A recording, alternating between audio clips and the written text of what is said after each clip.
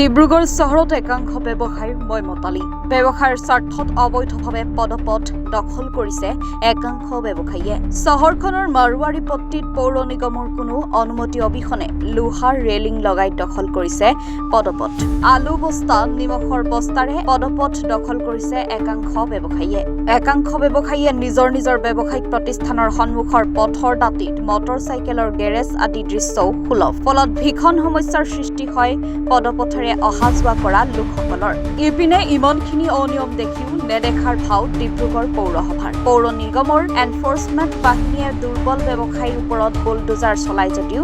ধনী ব্যৱসায়ীৰ ওচৰত থমকি ৰয় বুলডোজাৰ পৌৰ নিগমৰ দুমুখীয়া নীতিক লৈ একাংশ সংগঠনে ডিব্ৰুগড় পৌৰ নিগমৰ বিৰুদ্ধে ক্ষোভ প্ৰকাশ কৰিছে ক্ষুদ্ৰ ব্যৱসায়ীসকলৰ সামগ্ৰীসমূহৰ লগতে বুলডোজাৰ ব্যৱহাৰ কৰি চূৰ্ণ বিচূৰ্ণ কৰাৰ বিপৰীতে পদপথ দখলকাৰী একাংশ ব্যৱসায়ীৰ বিৰুদ্ধে কিয় কোনো ব্যৱস্থা নলয় তাক লৈ উত্থাপন হৈছে প্ৰশ্ন চহকী ব্যৱসায়ীসকলক ৰেহাই দি কেৱল দুখীয়া ক্ষুদ্ৰ ব্যৱসায়ীক খেদা এই দুমুখীয়া নীতি ডিব্ৰুগড়বাসী তথা দল সংগঠনে সহ্য নকৰে বুলি জানিবলৈ দিয়ে ডিব্ৰুগড় পৌৰ নিগমে এই সন্দৰ্ভত কি পদক্ষেপ লয় সেয়া হ'ব পৰৱৰ্তী সময়ত লক্ষণীয়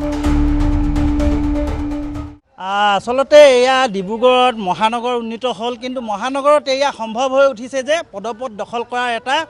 এটা চক্ৰ জড়িত হৈ আছে বুলি আমাৰ অনুমান হৈছে আমি দল সংগঠনে আমি বাৰে বাৰে প্ৰতিবাদ কৰি আহিছোঁ বাৰে তেখেতলোকক আমি DMC বিভাগক মহানগৰ যিহেতু নেকি দায়িত্বত থকা জিলা আয়ুক্তৰ যোগেদিও আমি কেইবালানি আলোচনা কৰিছোঁ কিন্তু তাৰ ফলশ্ৰুতিত কিন্তু কোনো সমাধান আমি বিচাৰি পোৱা নাই আজি ডেটত আপোনালোকে দেখিছে ছবিয়ে কেতিয়াও মিছা কথা নকয় পদপথ ইফালে আপোনাৰ চক কেমেৰা আপোনালোকে দেখিব মোৰ বাওঁ চাইডে ঠিক লোহাৰ ডাঙৰ বেৰিকেড নিচিনা বনাই তেখেতলোকে পদপথৰ যি জনসাধাৰণক যোৱাৰ যি পথ তেখেতলোকে বন্ধ কৰি ৰাখিছে আৰু মোৰ পিছফালে দেখিছে আলু দম আলু বস্তাই পদপথ দখল কৰিছে আচলতে এইসকল ব্যৱসায়ীয়ে তেখেতলোকে নিজকে কি বুলি সজাইছে আমি DMC বিভাগক আমি তেখেতলোকক অনুৰোধ জনাইছোঁ যাতে অতি শীঘ্ৰে 1 ঘণ্টা সময় দিছোঁ 1 ঘণ্টাৰ ভিতৰত যদি এই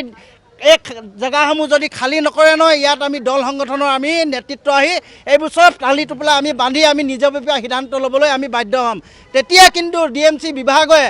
আৰু জিলা আয়ুক্তই আৰু প্ৰশাসনে যদি আমাক যদি তাৰ ওপৰত যদি ব্যৱস্থা গ্ৰহণ কৰে তেতিয়া কিন্তু আমি প্ৰশাসনকো আমি আওকাণ কৰি দিম এটা কথা কৈছোঁ যিসকল ব্যৱসায়ীয়ে ব্যৱসায় কৰিছে আমাৰ তেখেতলোকৰ কোনো কথা নাই কিন্তু পদপথ দখল কৰি তেখেতলোকে ইয়াত কি সূচাব বিচাৰিছে